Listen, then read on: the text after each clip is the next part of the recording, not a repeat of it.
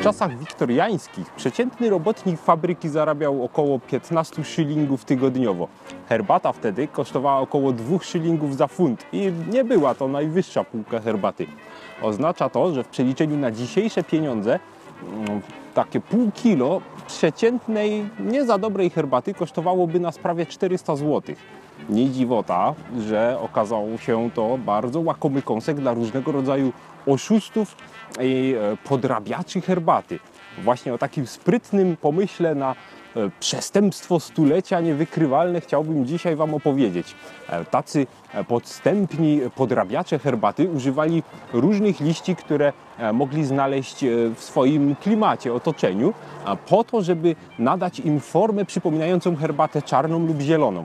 Najczęściej używało się do tego na przykład liści czarnego bzu. Mógł to być jesion, niektórzy używali nawet głogu i nawet takich krzaków żywopłotowych, czyli ligustra, który wszędzie rośnie, zwykły żywopłot miejski, również służył do pozyskania liści, które choć trochę miały przypominać kształtem i formą, powiedzmy, liście herbaciane. Trzeba było je specyficznie obrobić. Tutaj metoda obróbki, nie wiem jak to wyewoluowało. Ktoś po prostu siedział i eksperymentował, i próbował, i robił, aż wreszcie osiągnął coś, co wyglądało z grubsza na herbatę. Czarną herbatę było podrobić łatwiej. Taki na przykład liść czarnego bzu może trochę przypomina herbatę, ale nie byłoby się łatwo pomylić. Niemniej pocięty, rozdrobniony, zafarbowany, już powiedzmy troszeczkę ma ten kształt i układ żyłek, i te ząbki na brzegach, i już troszeczkę wygląda to herbacianie. Takie liście należało gotować. Po ugotowaniu dodawało się krotoszynu, czyli takiego barwidła, które służyło do farbowania tkanin na czarno, na granatowo. I gotowało się z tym wciąż, aż nabierze to odpowiedniego koloru.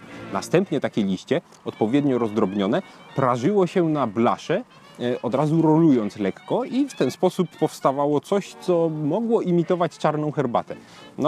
Wiadomo, wymagało to wprawy, żeby ktoś w ogóle się na to dał nabrać, ale okazuje się, że niektórzy przestępcy byli tak zręczni, że do celów w ogóle rozróżnienia prawdziwej herbaty od fałszywej fatygowano nawet samego Twininga, który w tych czasach był najbardziej cenionym kupcem herbacianym i największym znawcą, i on jako biegły dopiero musiał się wypowiadać.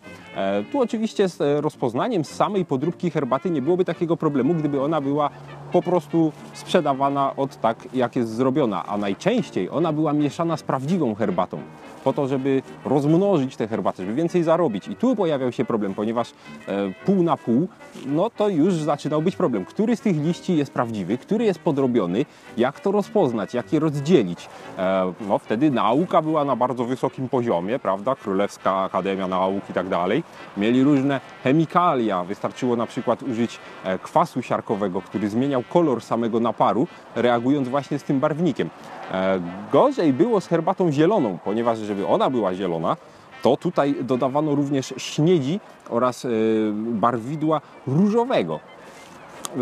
Wskutek tego taki zostawał zielony kolor tych listków, ale bardzo to było trujące. Wyobraźcie sobie, śniedź jest wyjątkowo szkodliwa.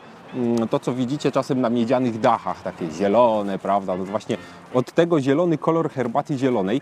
Kiedy ktoś to pił, straszna trucizna. Herbata czarna nie była aż tak trująca, ale również nie było to zdrowe, po prostu barwnik.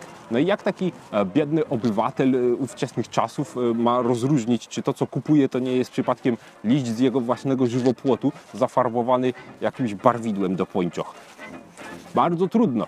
Okazuje się, że wielu takich zwykłych Anglików, którzy wtedy szukali herbaty, nie mieli na tyle pojęcia w ogóle o herbacie. Było to jeszcze coś na tyle rzadkiego, że ten napar wychodził jakiś ciemny. Stwierdzili, że może jakaś mocna tym razem trafiła, w końcu to herbata czarna, trudno, wypijmy.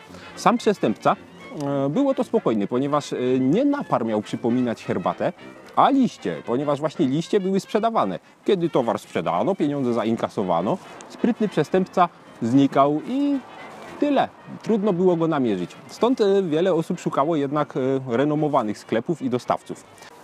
Jest nasz mały przestępczy zaułek i tutaj wśród czarnego bzu możemy zająć się produkcją fałszywej herbaty. Oto herbata czarna, cejlońska, którą będziemy próbowali podrobić z rosnącego tu wszędzie czarnego bzu. Ja nie jestem zbyt wprawny, stąd moja podróbka nie będzie, powiedzmy, idealna, ale może ktoś by się na to nabrał i to kupił, gdybyśmy byli w czasach wiktoriańskich i herbata nie byłaby jeszcze tak znana, nie byłoby znawców. W każdym razie, na początek potrzebny nam jest ogień. Tutaj sobie zagotujemy trochę porwane w palcach liście no właśnie czarnego bzu, który będzie imitował liście herbaciane. Dodamy do tego czarnego barwnika odzieżowego. Nie mamy dostępu do campeszynu, bo już się go nie używa, ale taki odzieżowy też się nadaje. No może kolor nie będzie taki jak wtedy, ale na pewno zabarwi się na czarno. Następnie liście przerzucimy na patelnię i podprażymy je na sucho, żeby wyschły i trochę się skręciły, zwinęły. No i właściwie herbata gotowa. Klawo jak cholera. Podróbka gotowa, nie jest idealna jak widzicie. Właściwie to fatalnie moim zdaniem, ale wystarczy popracować. Może trochę za dużo barwnika, wyszło smoliście czarne, przesadnie czarne. No, myślę, że da się dopracować to, a na pewno się da, bo tak robiono. Ludzi skazywano nawet na rok więzienia za ten proceder. Słuchajcie, to jest... Da się to zrobić tak, że jest trudne do rozpoznania. Jak najłatwiej to rozróżnić? W 100% taka herbata podrobiona, bo gdyby ją wymieszać, to już tak nie wygląda. Ale wystarczy to zaparzyć.